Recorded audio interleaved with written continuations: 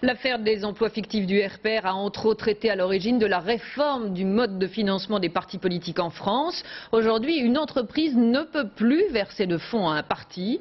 La transparence est le maître mot dans les différentes formations, mais le contrôle à 100% semble bien difficile. Stéphane Grand, Nathalie Berthier. Il gère les cordons de la bourse UMP. Éric Woerth est un trésorier comblé parce que l'argent ne manque pas dans les caisses de son parti. Mais en revanche, des années RPR, des affaires, il ne veut pas en parler. Il ne jure d'ailleurs que par la transparence actuelle. Le trésorier d'un parti politique aujourd'hui, c'est essentiellement un contrôleur de gestion. C'est-à-dire qu'il vérifie que le budget de dépenses est un budget qui est adapté à vos recettes. Et donc il fait très attention, comme dans toute association, à ce qu'on ne dépense pas plus que ce que l'on gagne. Le financement des partis est effectivement organisé par la loi depuis plus de 15 ans. Les résultats des législatives représentent 90% de leur budget. Et c'est rapidement le jackpot. Une voix exprimée rapporte environ 1,60 € à chaque parti. Le don des entreprises est interdit. À ce jeu très lucratif, l'UMP a reçu cette année 33 millions d'euros. Le PS, 19,5. Le FN et l'UDF, un peu plus de 4 millions d'euros.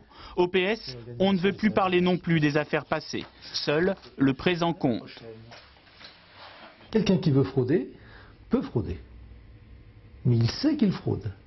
Il sait qu'il n'a pas le droit de toucher d'argent d'une collectivité locale, directement ou indirectement. Il sait qu'il n'a pas le droit de toucher de l'argent d'une entreprise, directement ou indirectement. Mais c'est pas parce qu'il est interdit de voler qu'il ne peut pas y avoir de voleurs. La course aux fonds supplémentaires serait-elle pour autant de l'histoire ancienne? Certes, la loi fixe les règles du jeu comptable, mais les niches de corruption potentielle existent bel et bien. On peut y arriver en grattant un petit peu des postes d'assistants parlementaires, d'emploi de cabinet dans les collectivités territoriales, mais on peut être tenté aussi de demander à des entreprises de vous recruter effectivement telle ou telle personne. C'est un risque qui existe toujours aujourd'hui.